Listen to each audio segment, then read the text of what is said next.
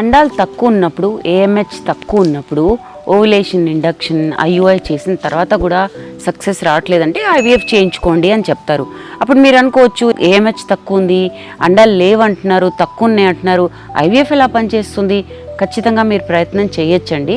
ఎందుకంటే ఏఎంహెచ్ తక్కువ ఉన్నా, మనకి తక్కువ అండాలున్నా క్వాలిటీ అనేది ముఖ్యం, నంబర్ అనేది ముఖ్యం కాదు. వయసు తక్కువ ఉన్నప్పుడు ఇలాంటి సమస్య వచ్చినప్పుడు దీన్ని పోర్ ఓవేరియన్ రిజర్వ్ లేదా ప్రీమెచ్యూర్ ఓవేరియన్ ఫెయిలియర్ అంటారు. కానీ వయసు తక్కువ ఉంది కాబట్టి మీరు ఇంకా ఐవీఎఫ్ ట్రై చేయొచ్చు. తక్కువ అండాలు వచ్చినా ఆ అండాల క్వాలిటీ బాగుండే అవకాశాలు ఎక్కువ ఉంటాయి, క్రోమోజోమల్ ప్రాబ్లమ్స్ తక్కువ ఉంటాయి. అలాంటప్పుడు ఐవీఎఫ్కి వెళ్ళినప్పుడు వచ్చే పిండాలు గర్భసంచిలోకి వేస్తే అతికే ఛాన్సెస్ ఎక్కువ ఉంటాయి. ఐవీఎఫ్లో సక్సెస్ రేట్ అనేది మోస్ట్ ఇంపార్టెంట్లీ మీ వయసు మీద ఆధారపడి ఉంటుంది. అమ్మాయి వయసు 30 కన్నా తక్కువ ఉంటే సక్సెస్ రేట్ మ్యాక్సిమం ఉంటుంది. 35 తర్వాత సక్సెస్ రేట్ అనేది తగ్గుతూ ఉంటుంది. కాబట్టి ఏఎంహెచ్ తక్కువ ఉన్నా, అండాలు తక్కువ ఉన్నా భయపడకండి. క్వాలిటీ ఇంపార్టెంట్, క్వాంటిటీ కాదు.